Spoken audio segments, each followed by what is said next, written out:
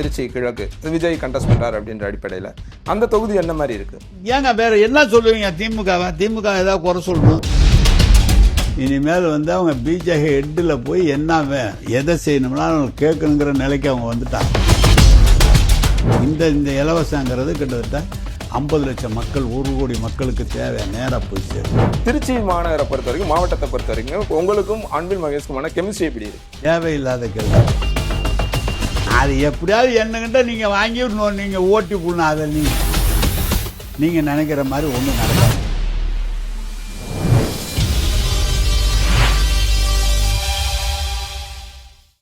வணக்கம் and welcome to Thiru talks. இன்றைய நிகழ்ச்சியில் இப்போது நம்ம திருச்சி மேற்கு தொகுதியில் இருக்கா நம்மோடு அமைச்சர் திரு கே நேரு இருக்கிறார். வணக்கம் சார், எப்படி இருக்கீங்க? உங்களை பார்த்தா எப்படி தெரியுது? நல்லா தான் இருக்கிறான். காலையில இருந்து இரவு வரைக்கும் 24 மணி நேரமும் பிரச்சாரம்னு சுத்திக்கிட்டே இருக்கீங்க. எப்படி இருக்கு களம்? களம் மிக சிறப்பாக இருக்கு சார். நினைச்சதை விட நல்லா இருக்கு. எதிர்பார்த்ததை விட நல்லா இருக்கு. பொதுவாக கடந்த தேர்தலில் 2021 3 முனை போட்டி இருந்தது. தாவேக்கான ஒரு புது பார்ட்டி இல்லாமல் இருந்தது. இந்த முறை 4 முனை போட்டியா இருக்கு. அது எதுவும் தாக்கத்தை ஏற்படுத்தலையா? ஒன்றும் இல்லை. 3 முனை போட்டினா அழுத்தம் கூட இருக்கு. 4 முனை போட்டினா கொஞ்சம் ஃப்ரீயா இருக்கு. வேற என்ன? எப்படிங்க? அதாவது இப்போ ஒரு லட்சம் ஓட்டை 3 பேர் பிரிக்கிறாங்க, 1 லட்சம் ஓட்டை 4 பேர் பிரிக்கிறாங்க. அதுல என்ன இருக்கு? நமக்கு யாருடைய ஓட்டை பிரிக்கிறாங்க அப்படின்றதுக்குல அது ஒன்றும் இல்லை. யாருடைய ஓட்டை பிரிக்க போறாங்க? நம்ம ஓட்டு திமுக ஓட்டை கன்சால்டேட் அது பண்ண முடியாது, யாரும் பிரிச்சுக்க முடியாது. திமுகங்கிறது அதை யாரும் பிரிக்க முடியாது. திமுகவில் அதிருப்தியாளர்களோ திமுகவிலிருந்து வேறு கட்சி வேண்டும் என்று எண்ணுகிறவர்களோ திமுகவில் இல்லை. எனவே அதை பற்றி கவலை இல்லை எங்களுக்கு. பொதுவாக யார் என்று முடிவு செய்யாமல் இருக்கிறவர்கள் வாக்குகளை பெறலாம். யாருக்கு வாக்கு போடுகிறோம் என்று முடிவு செய்யாமல் ஒரு பிரிவு இருக்கிறார்கள். 10% இருக்கிற சதவீதம் அது வேண்டுமானால் பிரியுமே தவிர கட்சி ரீதியாக இருக்கிற வாக்குகள் பிரிவதற்கு வாய்ப்பில்லை. 2021 சிறுகனூரில் ஒரு பெரிய மாநாடு நடத்தினீங்க. அதை தொடர்ந்து மிகப்பெரிய வெற்றியை கொண்டு வந்தீங்க. அதே மாதிரியான ஒரு மாநாடு இப்பவும் நடந்திருக்கு. அது மாதிரியான வெற்றியை எதிர்பார்க்கலாமா? உங்களுடைய அதை விட கூடுதலாக எதிர்பார்க்குறோம். எப்படின்னு கேட்டிங்கன்னா, ஸ்கீம்ஸ் தலைவர் 2021 முதலமைச்சராக வரதுக்கு வந்து கழக தலைவராக இருந்து 7 அம்ச திட்டங்களை 10 ஆண்டு காலம் திமுக ஆட்சியில் நாங்கள் இதையெல்லாம் நிறைவேற்றுவோம் என்று வாக்குறுதி தந்துதான் இந்த மாநாடு நடைபெற்றது. இந்த மாநாட்டில் சொல்லப்பட்ட முக்கியமான 7 இதுலேயும் முக்கியமானது, ஒன்று மக்கள் நல்வாழ்வு, ஒன்று கல்வி, 2வது மின்சாரம், விவசாயம், அடிப்படை தேவைகள் என்று 7 விதமான கோரிக்கைகளை நாங்கள் இது வந்தால் செய்வோம் என்று உறுதிமொழி தந்து தான் ஆட்சிக்கு வந்தார். சொன்னதையெல்லாம் செய்திருக்கிறோம். மக்கள் மத்தியில் தைரியமாக நாங்கள் போகிறோம். அவர்கள் எங்களை பார்த்து எதையும் இல்லை, போங்க நாங்கள் உங்களை ஓட்டு போகிறோம். இது மாதிரி ஒரு அனுபவம் எங்களுக்கு இல்லை. இப்போதுதான் கேட்பாங்க, என்ன வரண்ணே வந்தியே, வரலையே, தண்ணி வரலையே, சாக்கடையில் அல்லலையே, லைட் எரியலையே, அப்படிலாம் குறை சொல்லி நாங்கள் கேட்டிருக்கிறோம். ஆனால் இந்த முறை யாரும் அது மாதிரி குறையெல்லாம் சொல்லாமல் மகிழ்ச்சியாக போங்க, ஸ்டாலினுக்கு தான் ஓட்டு போடுவோம். மக்களோட ரெஸ்பான்ஸ் நல்லா இருக்கு. நல்லா இருக்கு, நல்லா இருக்கு. ஆனால் ஒரு புறம் நீங்கள் வளர்ச்சி திட்டங்களை முன் வச்சு பேசுறீங்க, இன்னொரு புறம் இப்போ எதிர்கட்சிகள் எல்லாருமே சொன்னோம்னா இங்கே இருக்க சட்டம் ஒழுங்கு பிரச்சனையாக இருக்கட்டும், மது, போதைப் பொருள் பழக்கம், பெண்களுக்கு பாதுகாப்பு இல்லை, இந்த மாதிரியான விஷயங்களை முன்வைக்கிறாங்க. அது களத்தில் எது எதிரொலிக்கிறாங்க? அவங்க ஆட்சியில் நடந்ததெல்லாம் இதை விட கூடுதல். சட்டம் ஒழுங்கெல்லாம் தளபதி அவர்கள் எந்த இயக்க தோழர்களும் சட்ட ஒழுங்கில் தலையிடுவதை அவர் அனுமதிப்பதில்லை. யாராக இருந்தாலும் சட்டப்படி நடவடிக்கை எடுக்கக்கூடிய ஆட்சி தளபதியினுடைய ஆட்சி. எனவே பெண்களுக்கு பாதுகாப்பு இல்லைன்னு சொல்றதுக்குனாலும் ஒரு யோகிதை வேணும். அவங்க காலத்தில் அண்ணே விட்டுருனே அப்படின்னு கெஞ்சினவங்களெல்லாம் காப்பாற்றினாங்க. இன்னைக்கு சாத்தாங்குளம் வழக்கு என்ன மாதிரி போயிருக்கு. என்ன பாதுகாப்பு அவங்க கொடுத்துட்டாங்க, இந்த பாதுகாப்பு இல்லைன்னு நினைக்கிறாங்க. நம்மளை ஏதாவது குறை சொல்லணும், ஒன்றும் பாராட்ட முடியாது. அதனால இதை ஒரு சட்டம் ஒழுங்கு சரியில்லை, பெண்கள் பாதுகாப்பு சரியில்லை அப்படின்லாம் சொல்றது. அது அன்புமணி பேசுறதுலாம் நல்லாவே இல்லை. அவருடைய காலத்தில் அவர் என்னைக்கு இருந்தாரு, என்ன ரொம்ப தப்பா பேசுறாரு.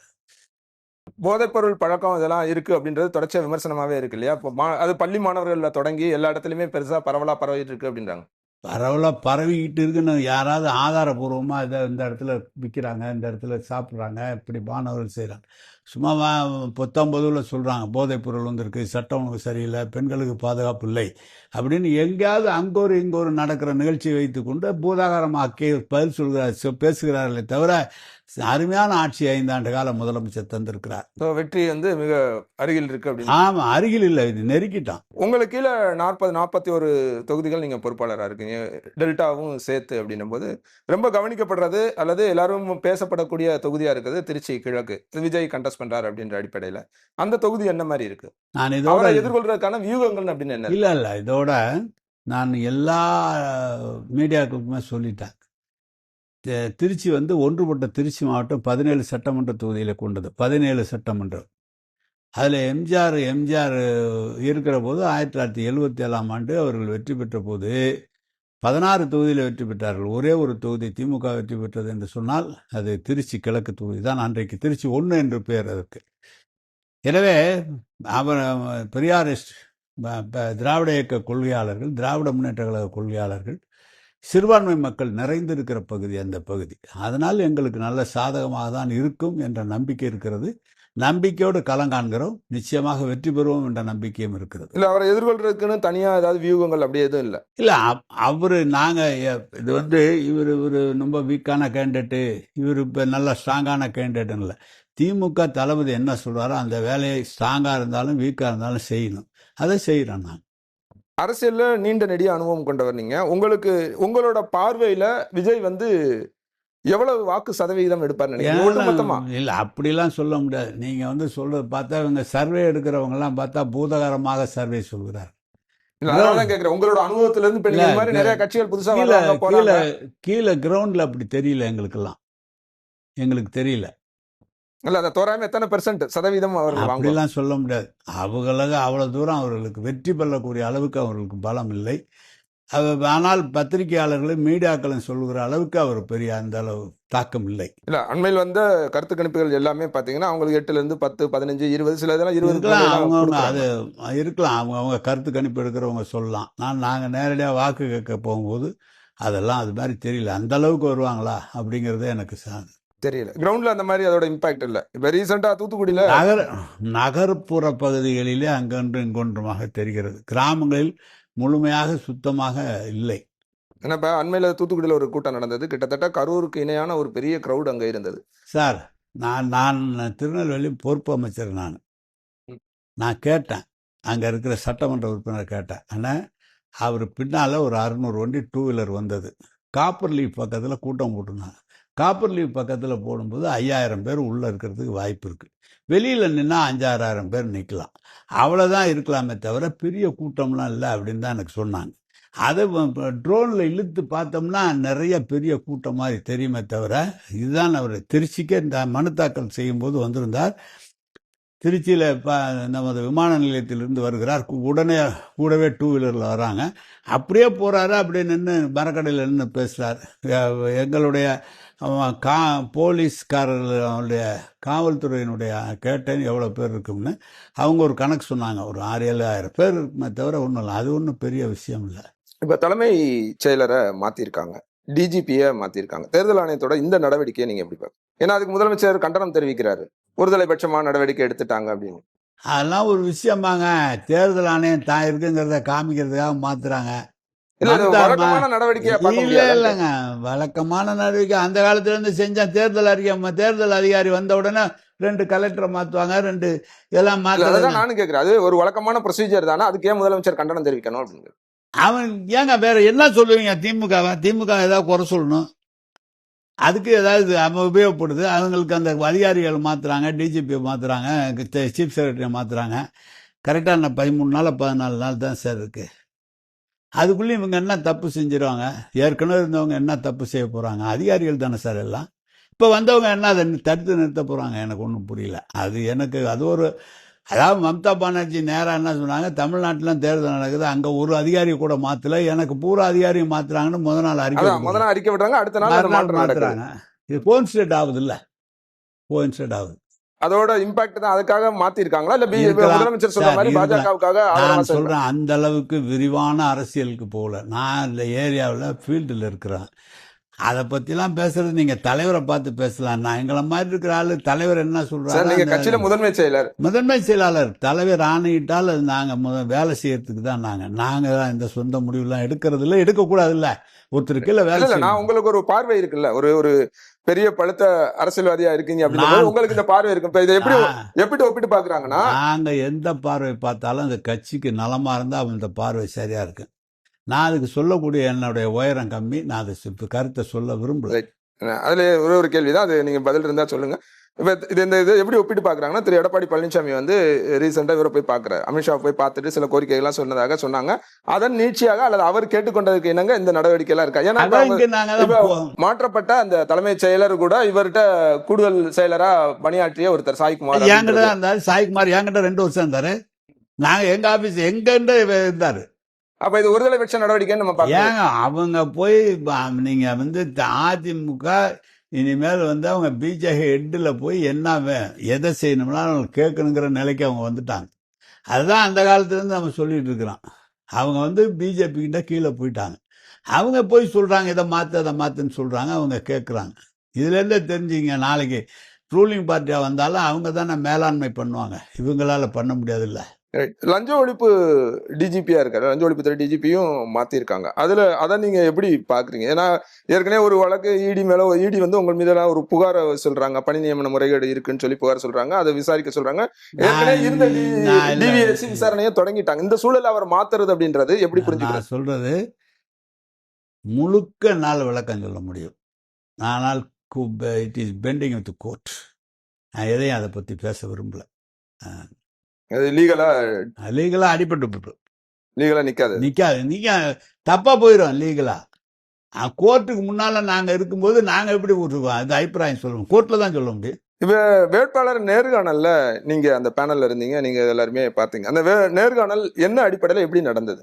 ஏன் சார் எப்போ கலைஞர் காலத்துல இல்ல அதுல ஏதாவது சுவாரஸ்யமா ஏதாவது இருந்தது? அதெல்லாம் ஒண்ணும் இல்ல. தலைவர் வந்து 15,000 பேருக்கு மேலாக விருப்ப மனு கட்டியிருந்தார்கள். விருப்ப மனு கட்டியிருந்தார்கள். அந்த காலத்தில் கலைஞருடைய காலத்தில் வந்து எப்படின்னா நாங்களாம் 77, 80, 84 அதெல்லாம் போட்டு கேட்டாங்க. எங்க விருப்ப மனு கொடுத்துருந்தோம். அப்பெல்லாம் கலைஞர் ஒவ்வொருத்தராக கூப்பிட்டு விசாரிப்பார். எந்த ஒரு என்ன விஷயம், எது என்ன பண்ணியிருக்க, கட்சியில என்ன போராட்டத்துக்கு போயிருக்கிற, கட்சியில என்னுடைய பொறுப்பு என்ன, எதனால நீ வந்து தேர்தலுக்கு நிக்கிறேன்னு சொல்ற, உனக்கு வந்து பொதுமக்களோட என்ன தொடர்பு இருக்குது, கட்சியில உன்னுடைய பங்கு என்ன, போராட்டத்துக்கு போயிருக்கியா அப்படின்லாம் கேட்பார். ஒவ்வொருத்தரையும் தனித்தப்பட்ட முறையில கேட்பார். அப்போ வந்து ஒரு தொகுதிக்கு 7 பேர் 8 பேர் கேட்போம். அது கேட்கறதுக்கு வாய்ப்பா இருந்தது. இந்த தடவை 15,000 பேர் இருந்ததுனால தலைவர் எல்லாத்தையும் கூப்பிட்டு எல்லாத்தையும் பேரை படிக்க சொல்லி ஒவ்வொருத்தரா பார்த்து ஒவ்வொருத்தரையும் பேசினார். இந்த மாதிரி வாய்ப்பு யாருக்காவது ஒருத்தருக்கு தான் கொடுக்க முடியும், எல்லாத்துக்கும் கொடுக்க முடியாது. அதனால கொடுத்தா நீங்க ஒத்துமையா இருந்து வேலை பாருங்க அப்படின்னு சொல்லி விஷயம் சொல்லி எல்லாத்தையும் பார்த்தார். ஒருத்தரை கூட விடாம பார்த்தார். வேட்பாளர் தேர்வுக்கு பிறகாக ஒரு சில சர்ச்சைகள் அங்கங்க இருந்தது. ஒண்ணு தாம்பரம் வேட்பாளரை மாத்திட்டீங்க அப்படின்னு சொல்லி பழைய வேட்பாளர் எங்களுக்கு அது எல்லா கட்சியிலுமே இருக்கு, இங்க கிடையாது இருக்காது.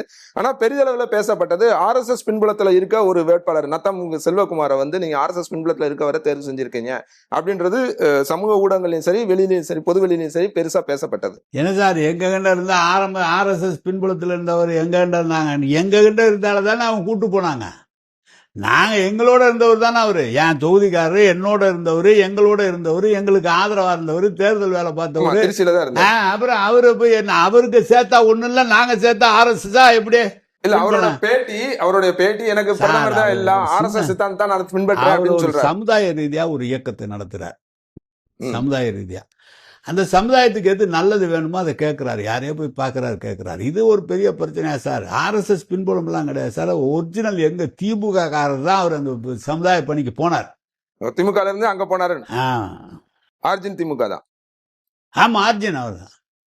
கூட்டணிக்கு பிறகு காங்கிரஸோட பேச்சுவார்த்தை நடந்தது. காங்கிரஸ் வந்து 28 சீட்டு வேணும் அப்படின்றது ரொம்ப நாளா நடந்தது. அதுல உங்களோட பங்கு என்ன, ஏதாவது இருந்ததா? நீங்க ஏதாவது கவனிச்சிங்களா? நான் தான் உங்கள்கிட்ட ஒன்று சொல்றேன். எங்களுக்குன்னு தன்னை பங்கு கிடையாது. எங்களுடைய தலைமை என்ன சொல்லுதோ அதுதான் கேட்போம்.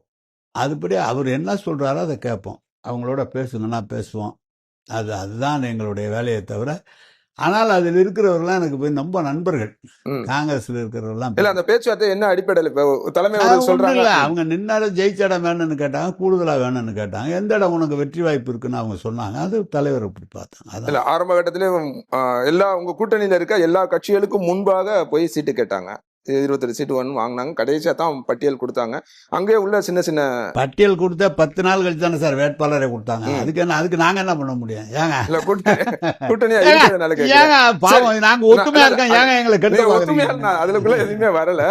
காங்கிரஸ்ல இப்ப அவங்களுக்குள்ளே நிறைய முரண் இருக்குன்றத தாண்டி இன்னும் இதெல்லாம் அவங்ககிட்ட கேளுங்க, என்கிட்ட கேட்டு நேத்து வரைக்குமே இந்த பிரவீன் சக்கரவர்த்தி ஏங்க இதெல்லாம் தொடர்ச்சியா அவங்ககிட்ட பேச வேண்டிய பேச்சு, என்கிட்ட பேசுற பேச்சாக இல்ல, இல்ல. அவங்ககிட்ட பேசுறத தாண்டி அவங்க உங்க கூட்டணியில இருக்காங்க. அவங்க என்ன சொல்றாங்கன்னா, தாவேகா வந்து எங்களுக்கு விருந்தே கொடுக்குறோம்னு சொன்னாங்க. இவங்க வந்து எனக்கு ஒரு சின்ன தோசையை கொடுத்துட்டாங்க. அப்புறம் நான் விஜய் எப்ப எல்லாம் பார்த்தனோ எல்லாமே தலைமையோட விருந்து கொடுக்கறனால அவர் என்ன விருந்து கொடுப்பாரு? ஏங்க என்ன விருந்து கொடுத்துட போறாரு? நாம என்ன இல்லாமல் சொல்ல போறோம்? காங்கிரஸ் எந்த இடம் வெற்றி பெற்ற இடங்கள், அவர் கேட்ட இடங்கள் முழுவதாக அவருக்கு கொடுத்தார்கள் திமுகவில். நல்லா ஞாபகம் வச்சுங்க. ஏற்கனவே வெற்றி பெற்ற இடங்கள் அத்தனை இடமும் அவங்களுக்கு கேட்டது கொடுக்கப்பட்டது, விருப்பப்பட்ட இடங்கள் கொடுக்கப்பட்டது. அதை தாண்டி இப்ப பிஜேபிக்கு ஏடிஎம்கே சீட்டு கொடுத்துருக்காங்க. கேளுங்க எந்த மாதிரி இடம் கொடுத்துருக்காங்க.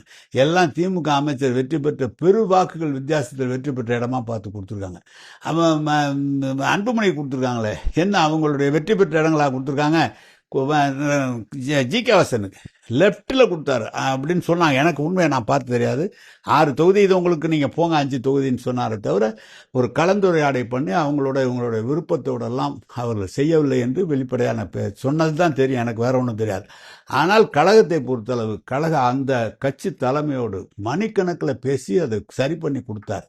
அதான் நம்ம கட்சி மாதிரிலாம் கூட்டணியெல்லாம் மரியாதை கொடுக்கறதுலையோ விருந்துங்கிறத கொடுக்குறது திமுக அளவுக்குலாம் இருக்க முடியாது சார். யாராலையும் இருக்க முடியாது. திருமாவளவன் ஒரு இடத்துல பேசும்போது என்ன சொல்றாருன்னா, இது முதல் முறையில நிறைய தடவை பேசியிருக்காரு. தேர்தலுக்கு பிறகாக பாஜக இங்க உள்ள வந்தது அப்படின்னா இந்த கூட்டணி கட்சிகள், திமுகவோட கூட்டணி கட்சிகளை சிதைத்து விடும் அப்படின்னு சொல்றாங்க. ஏங்க அது பிஜேபி எப்படிங்க போவாங்க? இப்ப திமுகவில் கூட்டணியில் இருக்க காங்கிரஸ் போவாது, விடுதலை சிறுத்தை போவாது, கம்யூனிஸ்ட் எந்த காலத்திலும் போவாது. மதிமுக அந்த கொள்கை, எந்த கொள்கை ரீதியாக இருக்கிற கூட்டணி ஒருத்தர் கூட பிஜேபி பக்கம் போக மாட்டாங்க. நீங்களே சொல்லுங்களேன், யார் அப்ப அவர் என்ன அடிப்படையில சொல்றாரு? பிஜேபி வந்து இந்த கூட்டணியை சிதைச்சிரும் அச்சம் இருக்கு. ஏன் அவன் வரான்? நல்லா பாருங்க, நல்லா ஒத்துமையா இருந்து வேலை செய்யலாங்கிற நல்ல எண்ணத்துல தான் சொல்லியிருப்பாரு தவிர தவறான எண்ணத்துல தான் சொல்ல மாட்டார். அவர் வருவாங்க, உங்களுக்கு பீகார்ல நடந்ததை பாருங்க, எல்லா இடத்துலையும் வட மாநிலங்கள் நடந்ததை அவங்களோடய சேர்ந்து கூடவே இருப்பாங்க. கொஞ்ச காலத்தில் அவங்கள விரட்டி விட்டு அவங்க வந்துடுவாங்க. மகாராஷ்டிராவில் அப்படி பண்ணாங்க, பீகாரில் அப்படி பண்ணாங்க. அது மாதிரிலாம் ஒரு சூழ்நிலை வந்துடும். ஒழுங்காக வேலை செய்யுங்க, நல்லா ஜெயிக்கணும்னு சொல்லியிருப்பாரு. அந்த அர்த்தத்தில் சொல்லியிருப்பாரு. ஏன் நீங்கள் தப்பாக எடுத்துக்கிறீங்க அவர் சொல்கிறத? அவர் என்ன சொன்னாரோ புரிஞ்சுக்கிறேன். உங்கள் மூலமா அதை எப்படி புரிஞ்சுக்கலாம்னு கேட்டேன். அது எப்படியாவது என்னகிட்ட நீங்கள் வாங்கி நீங்கள் ஓட்டி போடணும். அதை நீங்கள் இல்ல அதெல்லாம் என்னவா புரிஞ்சுக்கிறது அப்படின்ற கதை. இப்ப உங்க கூட்டணியில் இருக்க துரை வைகோல இருந்து அவங்க எல்லாம் பாத்தீங்கன்னா 15% வரைக்கும் வருவார், நல்ல பெர்சன்டேஜ் இரட்டை இலக்கத்துல வருவாருன்னு விஜய் சொல்றாங்க. அதை எப்படி நம்ம புரிஞ்சுக்கிறது? அவங்களுக்கு தோணுது சார். நான் தான் ஆரம்பத்திலே சொன்னேன், அவங்க சொல்ற பார்வையில் இல்லை, கிரவுண்ட்ல அப்படி இல்லை. நீங்க அதை காலம்தான் பதில் சொல்லணுமே தவிர என்ன அதை கணிச்சுலாம் என்னால சொல்ல முடியாது. கிரவுண்ட்ல அந்த அளவுக்கு இல்லை சார். இப்ப நீங்க வந்து கலைஞர் கருணாநிதியோட வேலை பார்த்திருக்கீங்க, அவரோட கூடயே டிராவல் பண்ணி பயணம் பண்ணிருக்கீங்க. முதலமைச்சர் மு க ஸ்டாலினோடையும் இப்ப டிராவல் பண்றீங்க. இது ரெண்டும் எப்படி ஒப்பிடுவீங்க? கலைஞருடைய பற்றையில் அவர் அடித்து தீட்டப்பட்டவர். அவருடைய கலைஞருக்கு சிறு மாறுபாடு கூட தளபதியிடம் இருக்காது. அதே அளவில் தான் இருக்கும். அவர்கிட்ட எப்படி வேலை செஞ்சோமோ அதே மாதிரி தான் அவர்கிட்ட நாங்கள் வேலை செய்யலாம். விசுவாசமாக இருக்குன்னு வேலை செய்யணும், அதுதான் விஷயம். வேற ஒன்றும் எங்களுக்கு வித்தியாசம் இல்லை. அவர் 40 வருஷம் எங்களை மாதிரி, அவர் எங்களுக்கு முன்னால இருந்து கீழே எம்ஜிஆரை கூப்பிட்டு முத ஆரம்பிச்சவர். அவர் கோவலபுரம் திமுகன்னு அந்த காலத்துல இருந்து வந்தவர். எனவே அது ஒன்றும் வித்தியாசம் இல்லை. அப்பாட்ட இருந்து வந்தது வரும்ல. இல்ல பணி சார்ந்து ரெண்டு பேர்த்தையும் எப்படி நீங்க ஒப்பிடுவீங்கன்னு சொல்றேன். அவரோட நிர்வாக திறமையா இருக்கட்டும், ஆளுமையா இருக்கட்டும், வேலையா இருக்கட்டும், ரெண்டுமே ஒரு முடிவு எடுக்கிறதுல இப்ப அவரு கிளியரா கலைஞர் கருணாநிதி எப்படி முடிவு எடுப்பாரு, இவர் ஸ்டாலின் எப்படி எடுப்பாரு? இல்லைங்க, அவரு முடிவு 2 பேருமே ஷார்ப். நீங்க அவருடைய இவர் தான் ஷார்ப்பாக தான் இருப்பாங்க. அவருக்கு தளபதியே சொல்லியிருக்காரு, எனக்கு தெரிந்தது கட்சி நடத்துவது, அரசியல் செய்வது 2 தான் தெரியும். எழுதுறதோ பேசுறதோ எங்கள் அப்பா மாதிரி என்னால் செய்ய முடியாது. என்னுடைய 24 மணி நேரம் என்னுடைய பணி என்பது அரசியலாக தான் இருக்குங்க. அது இவருடைய பாணி, அது அவருடைய பாணி. அது மதுரையில வந்து பிடிஆர் அமைச்சர் பிடிஆரா இருக்கட்டும், ஒரு மூர்த்தியா இருக்கட்டும், அவங்களுக்குள்ள ஒரு கெமிஸ்ட்ரி ஒர்க் அவுட் ஆகலன்ற ஒரு விமர்சனாவே தொடர்ச்சியா இருந்துகிட்டே இருக்கு. அதனால நிறைய அங்க சிக்கல்கள் இருக்குன்றாங்க. திருச்சி மாநகரை பொறுத்த வரைக்கும், மாவட்டத்தை பொறுத்த வரைக்கும் உங்களுக்கும் அன்பில் மகேஷ்குமான கெமிஸ்ட்ரி எப்படி இருக்கு? தேவையில்லாத கேள்வி. நாங்களாம் ஒன்னா தான் இருக்கோம். நேராக அவர் போய் தேர்தல் வேலையை நான் தான் ஆரம்பிச்சு வச்சுட்டு வந்தேன். அவரும் என்னை கேட்டு எல்லா பக்கம் அழைச்சிட்டு தான் போறாரு. அவருங்க எங்களுக்கெல்லாம் நாங்கள்லாம் ஒன்னா தான் இருக்கோம். நீங்க நினைக்கிற மாதிரி ஒன்றும் நடக்காது. எதுவும் நினைக்கல, நீங்க சொன்னீங்கன்னா நான் தெரிஞ்சுக்குவேன். இல்ல உங்களுக்கு எந்த துறையில ஆர்வம் அதிகம்? குறிப்பா இப்ப விவசாயத்துல நிறைய ஆர்வமா நிறைய விஷயங்கள் செய்றீங்க, எந்த ஆர்வம் இருக்கு அதுல? அதுலதான் ஆர்வம். என்ன மாதிரியான வேலைகள்லாம் இருக்கும் உங்களோட ரொட்டீன்? ஒரு நாள் ரொட்டீன் எப்படி இருக்கும்?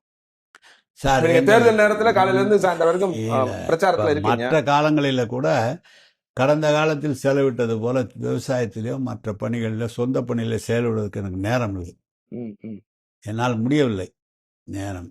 அதனால அதுல கொஞ்சம் கொஞ்சம் எல்லாமே புத்தகை விட்டான், பார்க்க முடியல. ஆனா உங்க நேர்ல போய் விவசாயம் செஞ்சு நீங்க களத்துல அது நின்று வேலை அந்த காலம் பார்க்கணும். ஒண்ணுன்னு சார், அது இப்ப முடியல என்னால. யாரும் எங்களுடைய குடும்பத்திலிருந்து அதுக்கு வரல, எல்லாம் மற்ற தொழிலுக்கு போயிட்டாங்களே தவிர இதுக்கு வரல. அதனால குத்தகை கூப்பிட்டு கொஞ்சம் தான் அவர் கொஞ்ச நேரம் தான் நேரம் பார்த்துது. அது கூட ஆளுங்க பாக்குறாங்க, சும்மா பார்த்து அடுத்த தலைமுறை விவசாயத்துக்குள்ள உங்க குடும்பத்துல அங்க கொண்டு போறது இருப்பாங்கல்ல. அது விடுவாங்க, எப்படி விடுவாங்க? யாரும் வந்துருவாங்க, அதெல்லாம் வந்துருவாங்க. விவசாயத்தை விட்டுட்டு யார் சார் இருக்க முடியும்? இப்ப நீங்க சாப்பாடு போடுங்க, கரெக்ட். நீங்க எத்தனை நேரம் நாங்க இப்ப அந்த தானியம் இருந்தா தானே வயிறு நோம்பும். யாரா இருந்தாலும் விவசாயிக்கு பின்னால் தான், விவசாயம் தான் முக்கியமான விஷயம். என்ன இப்ப இருக்கிறது, பருவமழை மாறி வந்து விட்டது ஒன்று. ரெண்டாவது இயற்கை விவசாயத்துக்கு நிறைய பேர் விவசாயிகள் வந்து விட்டார்கள். நானே இயற்கை விவசாயத்துக்கு போய்விட்டோம்.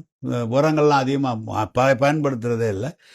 வேலையாட்கள் விவசாய வேலையாட்கள் கிடைக்கிறது ரொம்ப கஷ்டமா இருக்கு. அப்படியே கிடைச்சாலும் சம்பளம் கூடுதலா இருக்கு. அதனால சக்சஸ்ஃபுல்லா பண்ண முடியல. சொந்த விவசாயம் பண்றவங்க 4 ஏக்கர் 5 ஏக்கர் அவர் கணவன் மனைவி 2 பேரும் பிள்ளைகளோடு இருக்கிறவங்க, வேலை பார்க்குறவங்க ஜெயிச்சிருவாங்க. அதுல ஒன்றும் மாற்றமே வந்துடாது. அவங்களுக்கு மிகப்பெரிய வெற்றி சொந்த விவசாயம் பண்ற. இப்போ ஒரு 10 ஏக்கர் 20 ஏக்கர் விவசாயம் பண்றவங்க தொழிலாளர்களை வச்சு வேலை பார்க்கும்போது அதுல கொஞ்சம் இது வருது. அதனால எல்லா இடங்களிலுமே இருக்கு. தஞ்சை மாவட்டத்தை ஏன் இன்றைக்கும் நாம் களஞ்சியம் அந்த விவசாயிகளை கையெடுத்து கும்பிடுகிறோம் என்று சொன்னால், நீங்க பார்த்தீங்கன்னா இங்க லேண்டெல்லாம் ஒரு ஏக்கர் 10,000 20,000, ஒரு சதுரடி 10,000 20,000 வந்துருச்சு.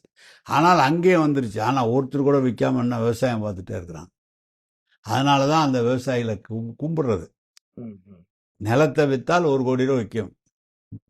நிலத்தை வித்தா விற்கல, வெறும் 50,000 ஒரு போகம் பயிர் சாகுபடி செய்தால் நெல்லுக்கு குறுவையில 40,000 கிடைக்கும், சம்பாவிலே 40,000 கிடைக்கும். நல்லா விளையணும், மழை காத்து இல்லாம இருக்கணும்.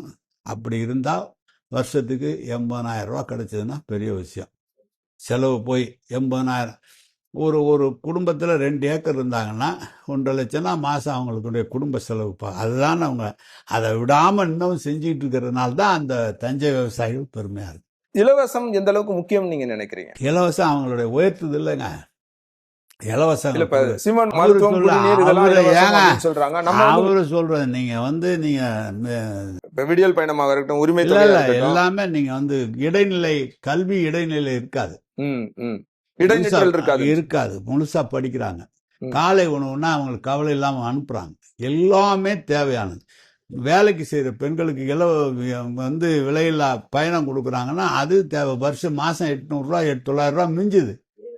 இது ஏழைகளுக்கு நேரடியா பணம் அரசாங்கத்துல கொடுத்துட முடியாது. இந்தாங்க நீங்க வச்சீங்கலாம் கொடுக்கணும். இது மாதிரி திட்டங்கள் மூலமா தான் கொடுக்க முடியும். அதனால அவசியம் அது இருந்து இல்ல. சீமானா சொல்றாரு, வளர்ச்சி திட்டங்களை கொடுங்க, இலவசம்னு சொல்லி. நீங்க இப்ப எல்லாருடைய கட்சிகளோட தேர்தல் அறிக்கையிலையும் இலவசங்கள் நிறைய இருக்கு. நான் ஒன்று சொல்றேன் சார், ஒரு பெரிய டேம் கட்டுறோம். ஒரு டேம் கட்டினா அதனால 1 லட்சம் ஏக்கர் பாசனம் ஆகுது. 1 லட்சம் ஏக்கர் பாசனம் ஆகுனா ஒரு 5 லட்சம் பேர் பயன்பெறுவாங்க. இந்த இலவசங்கிறது கிட்டத்தட்ட 50 லட்சம் மக்கள், 1 கோடி மக்களுக்கு தேவை, நேரா போய் சேருது. டேமும் தேவை. மக்களுடைய வாழ்க்கை தரம் உயர்வதற்கு இலவசமும் அவசியம். அரசாங்கத்தில் நீங்க நீங்க அரசு ஊழியர்களுக்கு கிடைக்கிறது அரசு அல்லாத ஊழியர் இல்லாத இருக்கிறவங்களுக்கு நேரடியா அரசு சார்பா செய்ய வேண்டிய பணிகள் அவசியம் தேவை. இங்க செஞ்சதை பார்த்தா பீகார்ல கொடுக்குறாரு பிரதமர். உங்களுடைய நேரத்துக்கும் கருத்து வருகிற